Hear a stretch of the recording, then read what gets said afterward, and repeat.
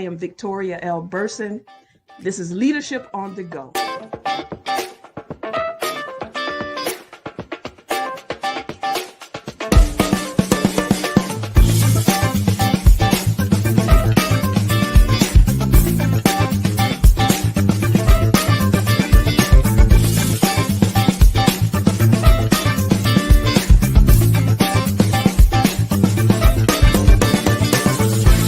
Leadership is not always preparedness for the unknown, but it is tapping into the unknown prepared.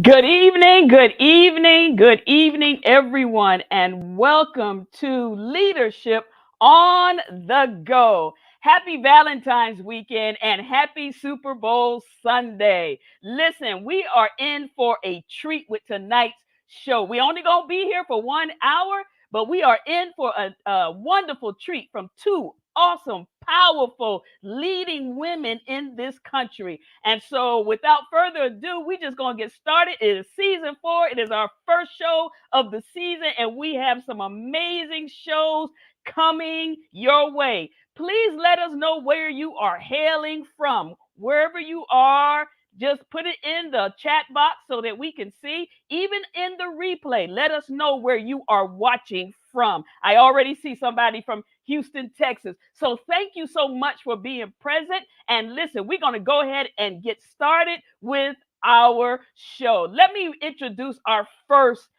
guest. She is an amazing person. Her name is Tangela Jones Bond. She hails from Houston, Texas. Let me give you just a little bit snippet about her, and then she's going to come on and tell you who she is herself. So she is Tangela Bond, and she is in project management and business development. Tangela is a conscientious leader who exudes credibility, commitment, and determination. She brings 20 plus years of experience in business development, sales, and marketing, as well as project management across diverse industries. Oh my goodness. She is anchored by professional excellence. She is anchored, y'all hear that? By professional excellence and integrity. Her dedication to results-oriented strategic initiatives coupled with her passion for building relationships is the driver for her personal and professional success. Listen, let me tell you, her mantra is providing the platinum experience through excellence and integrity. Come on through, Tangela, and let the people see who you are. Yes. Good afternoon. I'm listening to that, thinking to myself, I want to meet her. You know, we hear stuff, and I don't think we always see ourselves through the same lens as others may see us. So I was like, I didn't know y'all were talking about me, but hey, everybody. All right. Listen, why don't you give the people 30 to 40 seconds of what you're doing now, and tell us a little bit. I know I said a little bit, add some more to that. Absolutely. Thank you so much. And thank you for the opportunity to be here with your audience today. It is such a delight. Again, as Ms. Vicky said, I am Tangela Bond, and I'm a relationship builder. That's what I do. I build relationships, and I develop people. I develop businesses. I develop projects. I have several lines by which I do that through project management, real estate, and also in business development as a whole. I'm currently serving as a leader for a creative firm, Robot Creative, where I was recently promoted as their business development manager. And I'm excited to be here. Lots of things happening, lots of avenues for success in the future. So welcome to you all that are in the audience, and thank you for having me here today. Thank you. Our next guest, another bad sister, and her name is Charlotte Shaw. Yes, this is a bad. Charlotte and I go back way, like some years, like way back. But this is a bad sister. I always admired her. I always admired her tenacity to get through life professionally and personally. So let me give you a little bit about Charlotte. Charlotte's from Atlanta, but she is hailing right now from Birmingham, Alabama. Yes, she's doing the doggone thing. Charlotte Shaw is the Deputy Director of Capital and Special Projects from the mayor's office in Birmingham, Alabama. And so let me tell you, let me read this. Miss Charlotte Shaw has held various senior leadership roles throughout her career for over 25 years. In her latest role, she has been appointed by the mayor of Birmingham. Y'all heard that? She was appointed by the mayor of Birmingham as the deputy director of special projects and facilities, overseeing the city's largest transit project in the world. She has decades of leadership experience in transit operations, capital improvement, planning and program management, construction, and technology. Prior to her appointment, the Birmingham BRT was on the verge of being terminated by the FTA. Under her leadership, the BRT is back in good standing with the FTA. She has been affectionately known, y'all listen to this, affectionately known. Charlotte has been affectionately known as the savior of BRT. Come on through, Charlotte. Let the people see you and let's have a conversation. Come on and tell us about you a little bit, if you will. Oh, wow. I'm like Tangela, man. What an introduction. So I guess I should update you on my newest role. Uh, Okay. I am no longer the deputy director at the mayor's office in Birmingham. I am now the CEO of the Birmingham Jefferson County Transit Authority. All And so right. That's the even public, better. yeah, God is Congratulations. good. God That's is good. That's awesome. the public transportation system in Birmingham, Alabama. So, like Tangela, I have a serious background in public and private. Worked in project management. My area expertise was construction contracts management, project management. Worked for Oracle for 14 years in the IT department, Tangela, until I found out I don't like IT. I prefer construction. So I went through a series of leadership programs and found out early on in my career that I wanted to be a leader. So I took advantage of a lot of those opportunities that led me to where I am today. So I'm glad to be on the show. Looking forward to it, and good to see you, Victoria. Thank you, thank you, thank you. Listen, I am so excited that both of you decided to do this for us and for the world today. When the replay happens, we know again that it's Valentine's weekend and it's Super Bowl Sunday. Charlotte is itching in her seat right now because it is Super Bowl Sunday, and Tangela itching because it is Valentine's weekend. I'm just saying. So we're gonna go ahead and do the doggone thing anyway. So thank you for Yeah. being present here on Leadership on the Go. Season 4 is really, really about showing the world various leaders from all walks of life, not just having to see people in a church setting or a corporate setting all the time, but normal people who are in leadership but still doing the doggone thing, and some of the things it took and the sacrifices and the compromises that we had to make in leadership. So this is going to be a real conversation for all Yeah. leaders out there about how we get there, how do we reimagine leadership, what it takes, and all of the good stuff. And here's some of their testimonies of good and indifferent, if you will, about because like Tangela told me in one of our conversations, the struggle is real. Yes, it is. The struggle is real. So let's get started with our first question. Being a leader who is led by your passion, as we know, passion leads to purpose. How has leadership created a purpose for you? And how do you align your personal and professional strategies with your purpose? So, again, how has leadership created purpose for you? And how do you align your personal and your professional strategies, if you will, with your purpose? And we're going to start with Tangela. All right, that's a great question. Thank you, Victoria. So let me see if I can tackle both of them, tackle them separately. So, how is leadership created or helped create my purpose for me? So, I grew up in the church. So, I think I grew up with a path for spiritual, churchy leadership, if you will. Mm-hmm. But I don't think it helped me define my purpose until I really had to start dealing with people as I got a little bit older. And as the old folk used to tell us, just keep living.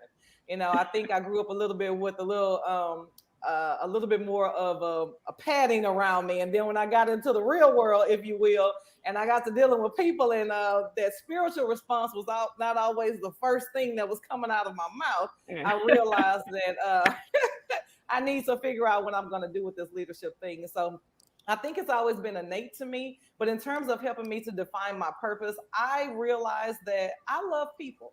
and I love building relationships. And so as I began to matriculate through my career, and opportunities were there for me to coach and develop people and help people to become the very best that they could be. I think that's the part that drove me to my purpose, because I'm a lifetime learner, and I'm a firm believer of always improving, that you never stop learning, you keep growing. Things are not challenges, if you will, but they are opportunities. And so when I began to go through my leadership journey, and I realized I can impact people's lives greater by helping them to develop within themselves so that they can begin to impact other people, because it's all about your reach. I remember John Maxwell once saying that leadership is influence. And what I wanted to be able to do is to influence and impact people in a way that was greater. So I think that's probably the biggest component of leadership that has pushed me to my purpose. And then I want you to repeat the second part of that so I can make sure I'm answering it correctly. No problem. No problem. And so thank you for that first part of it. But that Sure. second part, I think you kind of answered, how do you Okay. align your personal Sure. and your professional strategy with your purpose? Right? Yes, thank you for that. Yes, that's actually what I was trying to say with that. So thank you, Holy Spirit, for giving that to me. That is how I align that, because I like to develop people both personally and professionally. One of the things I do that I did mention is that I'm launching a business called Boss Queen, and it's specifically for educating, empowering, and equipping women. So looking at developing leaders both internally in my corporate setting, but also taking that and trying to develop women as a whole to be able to be the best that they could very be, is how I began to align those things both professionally and personally. I love it. I love it. You starting a business. Did y'all hear Boss Queen? I get it. Boss That fits you Queen. too. That fits you. What did you say? That's right, Boss Queen. Yeah. Y'all, that really fits her. I just want to say that really fits her. Charlotte, come on. Do you want me to repeat that? Yeah, no, I think I got it. And Uh-huh. actually, I didn't, I actually didn't know I was a leader until Mm. probably the last 10 years, right? Because when I Mm. started, and even as a child, I know now that I had leadership qualities because I used to have a little lemonade stand outside of my front door, when I was in the neighborhood. So I've always done things, and I was the first one to, try to rally the group to go be militants against the curriculum of the classroom, even in elementary school. So I've always noticed that I was different. And then being different, that wasn't always accepted, though, by my childhood friends and by my peers in my neighborhood, because I knew that I was thinking about things that other people wasn't at the time. And I see Mm. that most leaders, you really think about things that most people don't even think about. And so as I was growing up, I realized that something was different in me. And I said, wow, I want to be at the head of this thing. I had a passionate to learn. I had a passionate curiosity. I wanted to know how stuff worked. I wanted to know why people made decisions. And that was just unusual for a kid to think that way. And so as I started to get a little older, then people became, there were people who were in my life who recognized that there was something leadership about me, or that I had leadership skills. And so they started to speak that in my life. And even in my previous jobs, I just recognized that I wanted to do well at what I was doing. And in doing well, I motivated people to work with me, even when they didn't want to work with me. I was just motivating them to work with me in some capacity, even if I was learning from them. I was still in a leadership role. I recognized learning from them to help me be who I am and where I am today. And so over the years, recognizing those qualities, I started to eventually walk in that role. And as I was walking in that role, I realized I wanted to be a leader. I wanted to be that person who made those decisions on my corporate job. I wanted to be the person who decided what got strategized and what didn't, because I didn't always agree with the strategy of my leaders. And so for me to be in a position Yes. to create something, I knew I had to be in a leadership role. But to get there, that was the difficult piece. But to get there, I recognized I had to be consistent throughout my whole life, my personal life and my corporate life. I didn't want to be someone at home who I wasn't at work. Yes. But then there's a way you have to respond at work that you don't necessarily respond at home. So it was difficult, but I created those qualities that I wanted to be from watching other leaders. And then I recognized that my purpose was driven by my leadership. That's good. Both of you. That's Yeah. real good. Charlotte, I like how you said that you had to discover that you were a leader. And Yeah. so there's two schools of thoughts. And I'm on one side that everyone is born a leader. We just Hmm. lead from different levels. We lead from the top. Some of us are called to lead from the top. Some of us are called to lead in the middle, and some at the bottom who say, I don't like to, I want to be behind the scenes. But it's Yeah. still a form of leadership because, like Tangela said, that, a quote from John Maxwell, that leadership is influence, nothing more, nothing less. But I would like to add, it's also about adaptability. And so, in order to be this leader of it, because we all have the ability to influence someone, but we all got to discover how to be adaptable to be the leader that we're called to be. This is Yeah. excellence. And Yeah. so, Yeah. thank you for that. And thank you for, so let's move on. So, we know that since you guys talked about purpose and how it led you to your passion in leadership, we know that purpose takes us out of our comfort zone, right? Right. And so, in doing so, can you tell us of a time when you have been stretched beyond your comfort zone? How have you handled it? What were some of the most challenging things that came up for you personally and professionally? And what were some of the greatest opportunities? I know that's a mouthful, but I don't mind repeating it when you need me to. But let's just start off with, You got can you you got to tell us? break some of those questions up. Listen. It's a mouthful, but listen. I told you, if you just give me a second, I was gonna say I'm gonna break it up for you, and we can just move with the flow of the question because many of the questions are going to have more than one Yeah. Yeah. question. So let's start with the time that you were stretched beyond your level of comfort, and how did you handle it? Let's just deal with that. Whoever wants to go first. Well, Tangela, you want to go? Go ahead, Charlotte. Go ahead. Well, I can think of a lot of times I've been stretched, but I think if early on in my corporate career, I remember that wanting to learn more and do more, and then I work in a predominantly male field, and at that time it was a predominantly white male field. Now things have progressed more, and they have evolved more in the years. But when I started as a young girl, because I'm in the baby boomer age, so you can imagine what that age might be. I'm not going to tell you though, but you can imagine. Yeah. But when I came through, there was not a lot of Black leaders. There was not a lot of Black people in the field that I was in. So I was often disregarded, isolated. And so I remember one day when I started this, I was a young girl and I started this role. And this guy used to make me, he used to ask me to go make copies, right? And so I was thinking like, damn, that's tough for me. I'm not the person who go make copies. I want to be at the table, and what the hell he making me, asking me about copies. Well, then I figured out that if I make the copies, I can always make two, one for him and one for me. All right. So that when we went to the meetings, before we would go to the meetings, I would memorize my copies of the things that I would copy from that copy machine.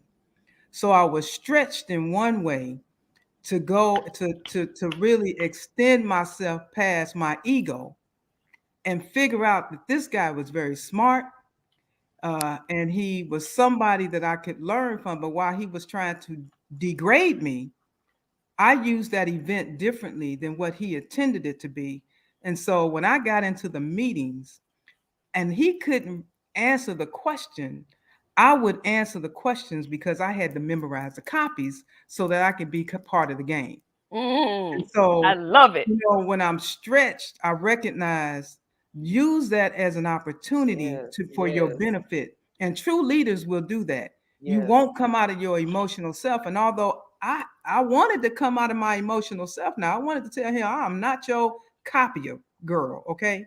But when I recognized that I could utilize that event for my benefit, and I did, because doing that, someone recognized me answering the questions, and I got my first break. I That think Charlotte stole my answer. I feel some kind of way. I'm not letting Charlotte go. And next time I'm gonna say mine first because y'all gonna think I'm making it up. But I tell you, I think Charlotte stole my answer. Go ahead, Tangela. Tell us about yours. Yeah, we probably had very similar experiences, right? Charlotte just stole my answer. What you said is spot on, and I identify with your experience.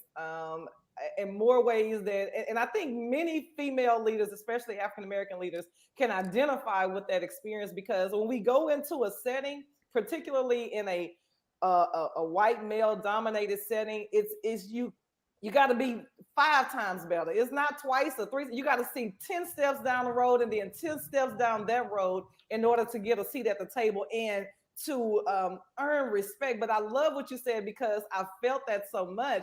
Trying to have a seat at the table and having to prove yourself Yes. and having to Yes. overcome those stereotypes and using that as motivation to move forward.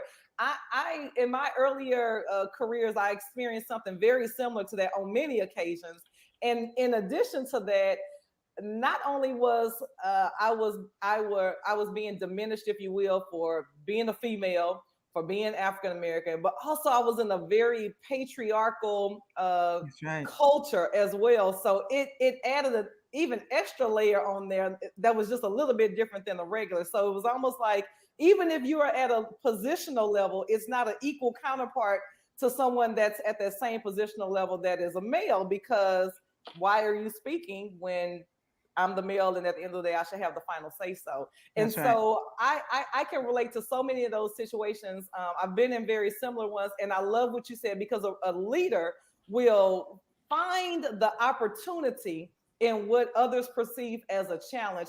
There's a That's lady right. that I follow, and she says something that resonates with me very often. She says, life doesn't happen to you, it happens for you. And when you can begin to shift your mind to say, okay, what is happening? And then how can I benefit from what's happening instead of getting caught up in the emotion of it? Because if you get caught up in the emotion of it, you That's are right. not going to go very far. That's That's the right. adaptability portion. You know, we spend a lot of time as leaders talking about the EQ, you know, because I think that's one of the single biggest, most important, if not most critical factors of being a leader is managing your emotions and Absolutely. learning how to, because you're dealing with people. And as you alluded to, I did say the struggle is real, but it's always real when you're dealing with people because they come with their different personalities, their baggage, everything that's going on with, just like we do. But being able to manage the emotion and then look at the situation and determine how can this benefit me? What is the lesson I can learn here? Then how can I take this to propel myself to the next level? I think that is the true mark of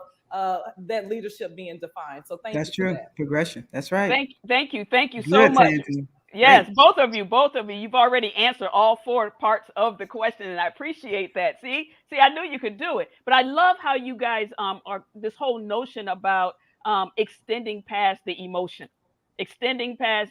Charlotte, you said extending past the ego. If you could learn how to extend past the Oh, yeah. ego, leaders, we have to do that. Listen, you saw an opportunity rather than a challenge on the copier machine, right? You Yeah. saw opportunity, and a lot of times people see opportunities as a threat rather than something that he can move into. And so we Yeah. have to see opportunity as a way to shift into the next, what's next for us, right? And not as a challenge. I like Eckhart Tolle when he talks about better and worse go hand in hand. Opportunities and challenges go hand in hand, but our mindset as leaders only focus on the negative all the time, and that's when the emotional arises. So I'm glad that both of you really spoke to that. So listen, in talking about this whole comfort zone thing, I want to take the time. So you really got to put your listening ears on, you two, because I want to read something. In talking about this whole notion of comfort zone, this little book right here, I love this book, right? And it's the Little Black Book of Success, Laws of Leadership for Black Women. And they talk about not having the mammy consciousness. Hear what I'm saying? Because I think you guys kind of alluded to it as well. Not having this whole notion of a mammy consciousness, if you will, not being the office mammy. And so I want to read from an insert from page 15. So if you guys can bear with me, listen to this real quick. It says, strong Black women. We hear the phrase all the time. Actually, I did a show on it. But that concept can be a double-edged sword. From a cultural standpoint, many of us assume a role, having to intervene into family situations where there's conflict or take on financial responsibilities for a relative whose economic resources are limited. This reality, compounded with the stereotypical image of a Black woman as mammy, or a self sacrificing Black woman who takes care of those around her, can easily shift us into the caregiver role. As a result, extending this behavior from our families and churches and communities becomes a key failure if you transfer this attitude to the office, not to be confused with being willing to do what others want, or refusing to do a task because it's not your job, or rolling up your sleeves and getting your hands dirty, because leaders' job is to get things done, like both of you alluded to. This is about not volunteering to become the mother hen or servant of your department. And it says instead of becoming the resident caregiver, we should establish ourselves as resident specialists with expertise in specific areas. And so and it also talks about this whole cultural code. And I'm not going to read any of that, but I want to put the bullets that they have here. As Black women, you already have the right to be there. If you don't put yourself first, you can't help others. No one can be a superwoman at all times. Everything is not your responsibility, and you can never change what you allow yourself to tolerate. Ooh, I love it.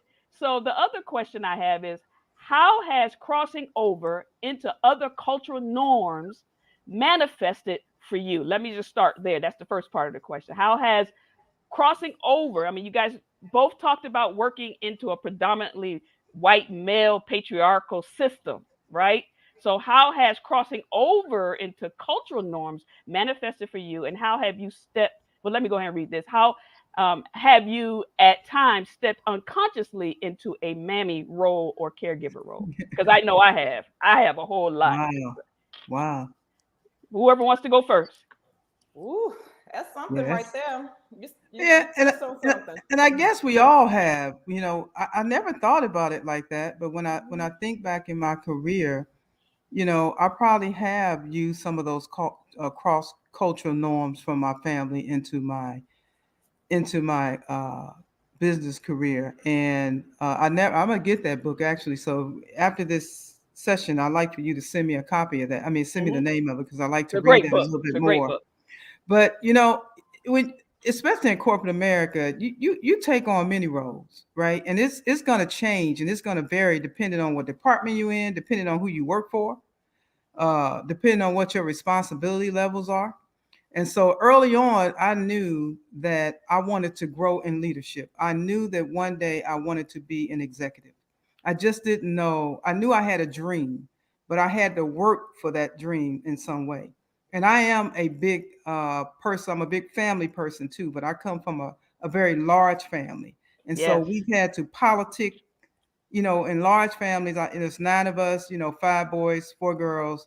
And we've had to, I've had to politic as the youngest always, kind of politic my way to the top, get something what I want from the middle. So I've learned how to negotiate from my family in a positive way, and then do that same thing in a positive way in the corporate setting. But I guess I also learned how to be the youngest child and have to care for folks on some level, and then do that in my career. Now, the only thing about doing it in corporate America, it can come back to bite you. You can try to caretake for someone, and I had to learn this early on, that and I guess in some ways I might have been taking that mammy role where I wanted to save somebody like I would in my family. But in the corporate setting, you can't do that as well. You got to be very careful. And don't think that there won't be people to cut your throat there. Just Yeah. because you're serving Come them on. does not Come on. mean that they're going to be nice to you, or they're not going to backstab you. So what I've learned to watch people's actions, but most of all, you know, really decide what I want from that person, or from what I want from that situation, or what I want to gain in shares from me being involved in that corporate setting that way. Right. So I Right. guess you got to determine what it is that what you're looking for, what do you want the outcome to be, and make sure that you're taking care of yourself the best way in those events, right? Okay. Thank you for that. Thank you for that. I agree with that, Charlotte. Very much so. I was raised being a caretaker, and having a mother that it was injured in a car accident. Has been a quadriplegic all of my life, and also raising a son that has a neuromuscular disorder that's in the wheelchair. I've been a caretaker, so I have that natural affinity toward caretaker that I had to had to be mindful of. But I think more than anything, I was putting that up even more so in the workplace because I was trying to combat the other stereotype that's also often associated with us as the angry Black woman all the time. And because I stand at 6 feet tall, oftentimes coming into a room at 6 feet tall and already having this stigma, I naturally withheld myself a little bit so that I could assimilate a little bit more. So that and I took on a little bit more of that caretaker role so I could assimilate. And then one day, something very profound happened to me. My supervisor at the time got really, really sick. And she was so sick, she could not even get up off the floor in her office. And I looked up, I didn't notice that she was ill at the time, but I saw people just walking past her office, like almost they could have stepped over her if she was in the middle of the floor. And I watched this woman serve until she couldn't serve anymore. She was always the first to get there, always the last to leave, always to say yes to the project. And when she got to her darkest time, there was nobody there to support her. And not only that, they moved in to move someone into her position so quickly. I mean, it was like a blink of an eye. And so for me, that was my aha moment. It's like, okay, Tangela, you need to really define what is it that you're trying to accomplish and set those parameters within yourself, and then use that wonderful B word. It's not the one that they're trying to call you, it's the word boundary. No is not a bad word. And it is okay to set boundaries. And before I get off of this point, one of the last things I want to say is that in terms of setting boundaries, what I had to learn is that I have to use my time as the highest and best use. You can always make more money, but you can't make more time. And I can't be burnt out taking on a role that belongs to someone else. And so if somebody else can do it, somebody else should be doing it. I should only be focusing my time on those things that are most important that only I can do. And so once I realized that, in my leadership role, it made myself a little uncomfortable and it made others around me uncomfortable, but ultimately it achieved the desired role in my leadership trajectory. That is awesome. That is awesome. Thank you very much. And so I'm going to have to push these questions in. And so we're going to have to really push because it's almost that time, that bewitching hour. I got several questions I still have to ask, but I do like how, Tangela, you talked about, you would rather make more time than make more money, right? And how important that is. But I like how both of you, it is natural for the Black woman to be a caretaker. That's who we are. And if I was to put on my womanist hat in academic settings, we are always the caretaker of everybody. And we have raised everybody's children, even the white patriarchal families. We have raised your children. But I can get what the Little Black Book of Success is talking about, that we have to be careful not to take that person in the office so much to that's all others see is you are able to take care of people, because it hinders on promotions because they want to see you take care of the office and not climb the ladder, right? And so it's like a double-edged sword. They don't want to lose their mammy. Right. But we have to change the trajectory around that. And so thank you for answering those questions. So as we move on, I want both of you, if you could just tell me in a very, very concise way, how have you evolved around failure and pain? Because we know that leadership costs. We would be ignorant to think that, leadership is influence. You got to have the adaptability. And you have to be conscientious about leadership and upward. But how have you managed in your trajectory of leadership failure and pain, right? Because a lot of times when people don't know how to manage, leaders, we're talking, don't know how to manage no matter what level of leadership, their failure and their pain. And so we get back to the emotion. So if you could briefly share, both of you could share, or one of you could share, of how do we manage, or how should leaders, and how have you evolved around failure and pain? Well, that's a good question. And, where I have obviously had some failures. I mean, you don't get to a certain level in life, and especially a CEO of a company, and not have experienced failures, right? Right. And so, but how do I identify failures? Well, maybe getting something resolved that I wanted to get resolved, that it didn't happen, or maybe getting the job that I really wanted that I didn't get, or maybe I had to do something other than what I wanted to do before I got to this level. And so I've had a lot of disappointments, but in those disappointments, I stopped a long time looking at them as good or bad, right? So now I look at events and I look at circumstances. What does this event mean for me? Whereas when I look at it as a good situation, I'm always having to live up to that. If I look at it as a bad situation, I'm always feeling a certain way or bad about what I decided or what happened. And so for me, I look at it now, what's this circumstance or what is this event telling me? And that's what led me to the new position I have. I stopped taking on the good and bad a long time ago. And now I look at Victoria, I keep my eye focused on what I need to do to get to what I want to do. And so stay focused. Remember that all things are always going to happen, and I learned this from one of my mentors a long time ago. Stuff is going to happen. Recognize that you're going to have friends that pass. You're going to have deaths in your family. You're going to have great events and new relationships, new marriages. All these wonderful things are consistent in life, up or down. So the main thing for me was to make sure that I kept a sense of a pride in me, a sense of self-value, and a sense of a way to just manage my life and not worry about the stuff that's going up and down in my life, but just kind of deal with it as it comes and make decisions from that and make good judgments. If you make good judgments, you don't have to worry about anything else. If you make bad judgments, you got to worry about everything. So, with that being said, before you go, Tangela, I want you to respond to this question. Thank you, Charlotte. You are so right about that and making good judgments. And again, we get to that whole notion of things happen at the same time simultaneously.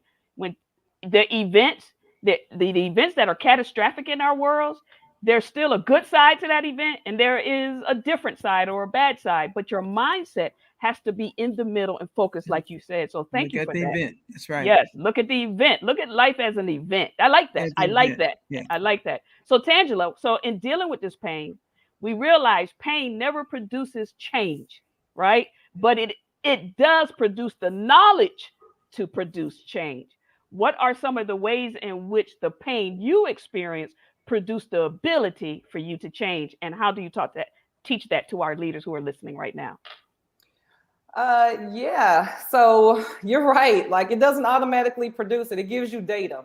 It gives you the information, the knowledge, if you will, and then you determine what to do with that. And so I think for me, the biggest thing is understanding that there are things I can control, things I can't control. What I definitely can't control are other people, and I can't control life events, but I can always, always, always control my response to them. That is 100% within my role. And I think once I accepted that reality, it automatically I don't want to say automatically, but it began the shift from a life is happening to me to I have some control in what's going on in this. It's not that victim mentality. Oh, That's something right. happened and now I got to be this way. I always have a choice. I can always look at the event and choose to respond a different way.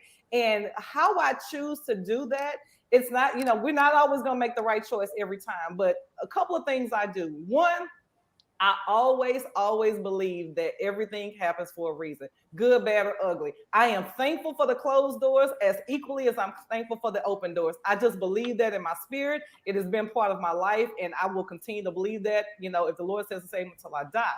And then the other component of that is equipping myself with tools. I think sometimes we spend so much time being reactive when we can be equipped to deal with some things. Now, we may not always respond accordingly, but I think what's in us is going to come out of us. And so if we practice tools to help us manage life stressors, and when the stressors come, they don't take us quite as by surprise. We might have a little bit downtime, but I think we have the tools available to be able to bounce back up. And so if we begin the habit of things like gratitude, I'm a firm believer in having coaches and mentors in your life. Do not be trying to find somebody when you're in the middle of a crisis. Already have people in place that you can contact, you can reach out to when you're in the thick of things to be able to help you answer through those. So various tools in place tools for relaxation, tools for mindfulness, all of these things in place as part of your lifestyle, because we know these life-changing events are going to happen, right? We know pain is inevitable. That's and so right. how we process that pain, if we could just be prepared with some tools and just keep that mind state that everything truly is happening for a reason, I think we'll be much more successful in the way that we process these things. And Victoria, let me say yeah, this. yeah. Go ahead, go ahead. Failure is a stepping stone. Yes, it I was is. Absolutely. offered, I was offered to go to Birmingham 4 times Mm. before I took it. But let Come me on, tell you why I tell a took it the testimony. fourth time. The fourth time I took it because in my role, my chief brought in a subordinate of mine, somebody who was working under my leadership, and went around me and no longer went to me. And so when I had the opportunity for Birmingham, first I had one person send me the job. I said, no, I don't want to go to Birmingham. Had another person send me the job. No, I don't want to move to Birmingham. Third time, I don't want to move to Birmingham. But it wasn't until I was uncomfortable Yes. where my Mm. a leader Yes. made me uncomfortable on a Yes. job that I knew that I was doing and qualified for, but because I was not his flavor, he no longer recognized me and went around me and disregarded me. But I had an opportunity, I had a bird in the nest, and I took that opportunity. And in 2 years, I went from a deputy director to now a chief executive officer. So failure is not always bad. Being uncomfortable is not bad. Yes. Sometimes it is what catapults you to the Right. next level of your life, and you cannot be afraid to take the opportunity.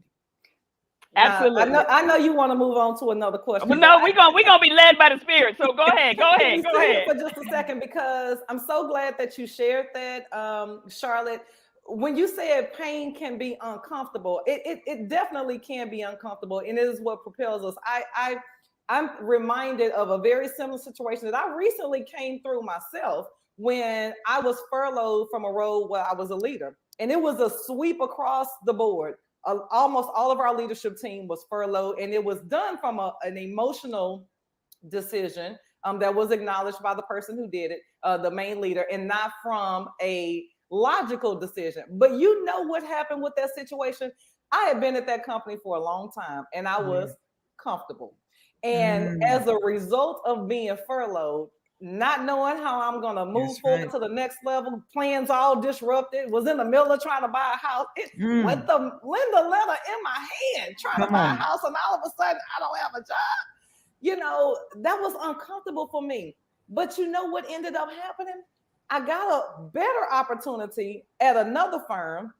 That other firm that furloughed me, came back because they realized I didn't have anybody to do my role, and offered me the position again on my terms. And I said, well, now I'll take a contract and you're going to have to pay me higher for it. And then it also freed me up to step into my other role. And so as a result of that furlough, by the end of the year, my income was triple what it was the year before as a result of that furlough. It was Listen, uncomfortable, but I could have stayed there and made that comfortable income. But as a result, I went to a whole nother income bracket because of that uncomfortable pain, because it was like, you know what? I accept the closed doors. If the door's closed, that means something else is better out there for me, and let me embrace that. That's right. Listen, I am glad you guys are talking about this whole notion. Listen, you all out there who are watching and who will watch the replay. Failure is a stepping stone. It is. It is an opportunity for your what's next. You've been praying to God and to the Spirit and to whatever to get your next breakthrough, and it's right in front of your face on your person, but you won't use what's already around you because we're looking for something different. And so, in most of the time, it's through failure, pain, and that uncomfortableness that we experience what's next. And I like how you said, Tangela, don't be reactive, get equipped. Don't be reactive. Yes. Listen. This is blessing me. I really, really appreciate that. So I am going to move to the next one because I love the responses that I'm getting from both of you. So listen, whoever wants to answer this one, conscious and cognitive leadership says nothing is fixed or guaranteed. Uncertainty happens every day. You just said that. Given the climate in which we reside in as progressive leaders right now, what would you suggest to other leaders who are trying to trend forward? This is what this whole show is about. Now trending forward to live and lead in the spirit of uncertainty. I think if I had to jump in on that, my biggest response to that is to just be authentic. I think there is nothing that can, the climate will change, the people will change, the environment will change, your position will change. But who you are, you have to go to bed with that person and wake up with that person every day. Be who you are. For me, my motto in both my personal and professional life is the platinum experience through excellence and integrity. And that's what's important to me, excellence and integrity. And so if I can bring that to any situation, whether they like it or not, whether I'm their flavor or not, whether it works or not, I can go to bed peacefully because I am operating in my true self, my authentic self, who I am. Years ago, I used to be a professional model, and I used to always have challenges because my hips was a little bit bigger than the requirement, right? And so during the time that I was modeling, You're a Black woman. I was trying to tell them that, but that is not the flavor that they wanted at the time. It was a much more of a waif, very, very thin woman flavor. And I remember after I retired from modeling and I began teaching modeling for a while, I used to tell my students all the time, be who you are. The industry will come back around to you. And so 20 years ago, it was the thin ones, and girls were trying to have ribs removed so that they could be so thin to be able to fit this. And now, if you don't have a booty, they don't even want you. And so the industry came back around to now curvy is what's in. And so, in other words, stop trying to conform to what other people think you ought to be. If you can just be comfortable in who you are and walk in your truth and authenticity, then I think that would be my best advice to give to anybody that's trying to navigate this current environment. Absolutely. Absolutely. You want to move on, or you got something to say, Charlotte? No, well said. I think Tangela, that was well said. And then just identify what you want, and then Absolutely. identify a person who's doing it, and follow Yes. the lead. Whether it's Yes. reading their books, Yes. or whether it's just kind of mimicking some of the things that they may be doing. But first of all, we got to identify what we really want. Yes. When I identified that I wanted to be a leader, I worked toward that goal. Sure. And so work towards your goals, and don't be afraid to work toward those goals, no matter where it leads you, because it's going to lead you to that goal, but it's just getting there is going to be difficult. Yes. But it's a good Absolutely. difficult. It's a good difficult, because I look back on my career now, and I realize everything that I went through was to get me to this purpose that I have right now. And see, I thought Absolutely. I wanted to be an entrepreneur. So, Victoria, I worked for years trying to be an entrepreneur, but I was working out of out of my purpose. And once I Absolutely. identified the real goal was to lead an organization, and when I started working toward that goal, then my corporate career started progressing. Absolutely. And we said that in the Eventually so. beginning.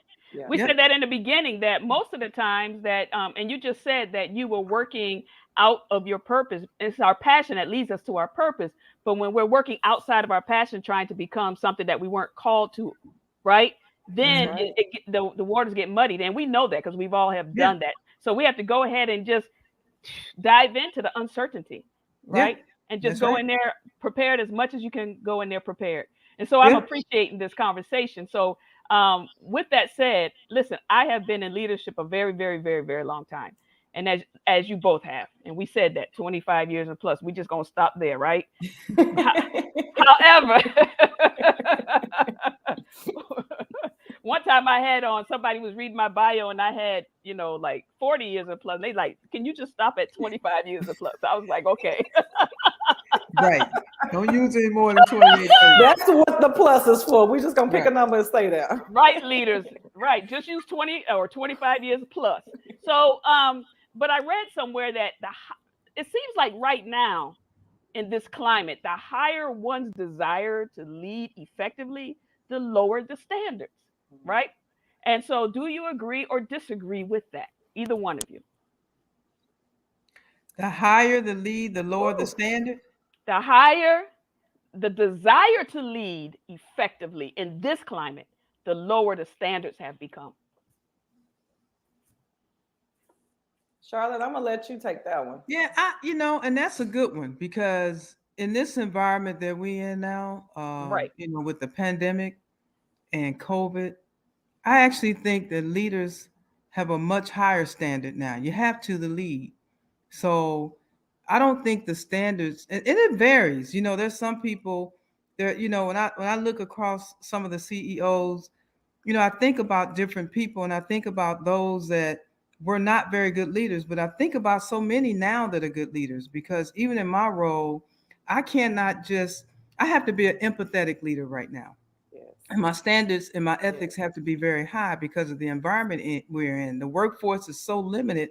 People are Yes. just not coming to jobs now for salaries. Right. Now they want to be respected, That's now they right. should have always been respected, Correct. but now they're looking for something different in a leader. They're looking for an empathetic leader who's going to think Yes. about their livelihood, who's going to make sure that they're concerned about their health, their Yes. welfare. So today's leaders are changing.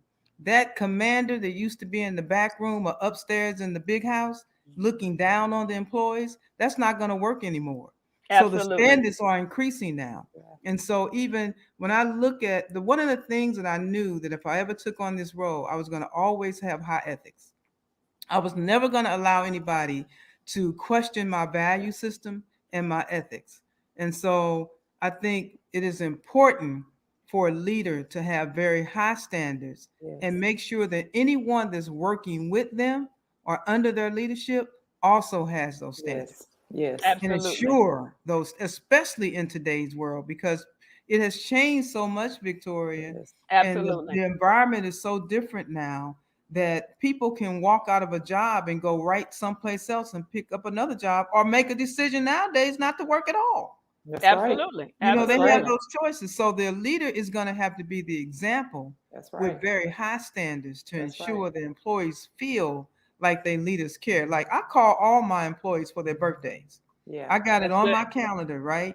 Where just the little things that matter. That's So I right. call someone today. I always call every employee I have just for their birthday to let them know I appreciate them. And Yes. so I the think that's standards wonderful. has to increase. They Yeah. have to increase. I agree. We don't They, I want to agree. follow anybody with low standards. That's right. And absolutely. we don't have that option. That's right. Yeah, they have to increase. But Yeah. for some companies, you just mentioned why the standards are lowering, because some of them still want to serve as this kind of like do what I say do or else kind of leadership model, which is so old and antiquated Yeah, anyway. That's it's right. antiquated. That's right. But the true leadership about having influence. I don't know if you ever read Santa Claus Leadership, but that is a very thin book, and it talks just about what you said, coming in and having a bag from the dollar store of Tootsie Rolls and Yeah. just putting them on someone's desk saying thinking Yeah. of you, Sure. or calling them right now in this virtual environment every, just saying happy birthday, because some people, sometimes their own family forget, right? Yeah. It's your People Yeah. want birthday. to feel Yeah. valued. They Yeah, want to feel Yeah, yeah. appreciated. Leadership absolutely. is changing now. Oh Those yeah. companies who It's had it those lower standards, right. they're having to raise those standards now, That's right. because if you want to keep employees, To we got to survive. compete now. That's right. Right, right, right. And so, yeah, so this whole, and I mean, and that's in every industry. And all That's Yeah. three right. of us on here, we're Yes. going to end in this kind of in this last conversation, that in this environment, which is to me a spiritual environment anyway, right?